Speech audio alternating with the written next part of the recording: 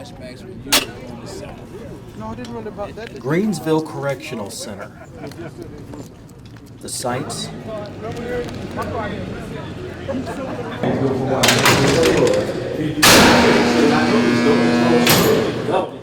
the sounds. Very familiar territory for these men. All served prison time. I was incarcerated for 6 years. I was released in December of 2012. I was convicted of first-degree murder and use of a firearm and commission of a felony in 1990.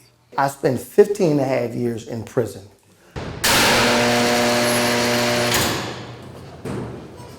These men, more than 30 of them, went back to prison. This time with a message for the men currently housed at Greensville. A message about the pathways to successful reentry. It's not an honor, it's not a privilege to be here. I don't want to be here, but I have to be here because you need to know that you can't make it once you leave here. It's possible.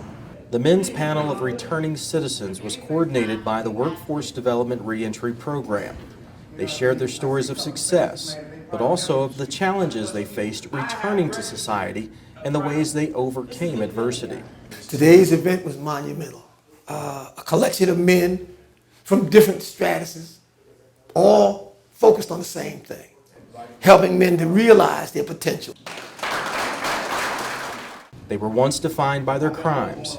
Today they're called business owners, truck drivers, designers, career coaches, counselors, and personal trainers, serving as valuable resources for the Department of Corrections as they volunteer to motivate and mentor the next group of men who will soon re-enter society.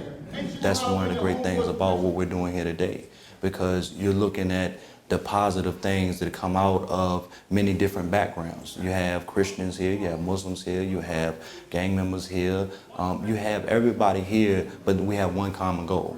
We want to save people from the streets, from death, from the gang culture, from the, all the negative things in life. It gave me a different outlook, hearing people speak that been in my position, been in the same seat that I've been in. It just gave me a different outlook. It was more enlightening because we had these conversations about, people coming in here and going home and getting locked back up. Like that's the scariest thing for us, basically being in reentry, going home, that fear of how long will I last. So to see as many people go home and stay home for years and become successful is a real enlightening experience.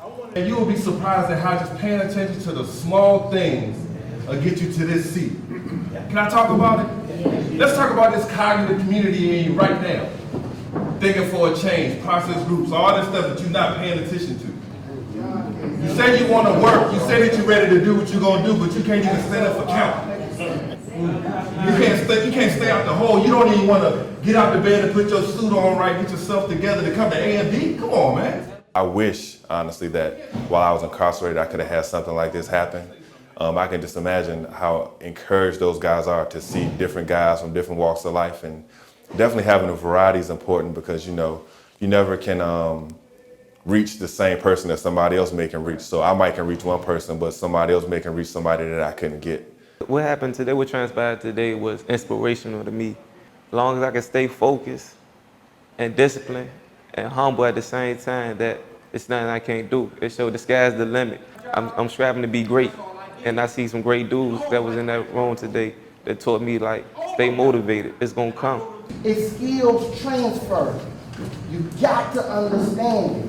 If you're in that food service, man, you can run a restaurant. That's right. That's right.